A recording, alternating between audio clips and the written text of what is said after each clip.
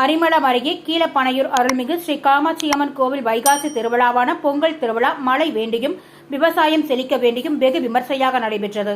இதில் ஏராளமான பொதுமக்கள் பல்வேறு வகையில் தங்களது நேர்த்திக்கடனை செலுத்தி சாமி தரிசனம் செய்தனர்.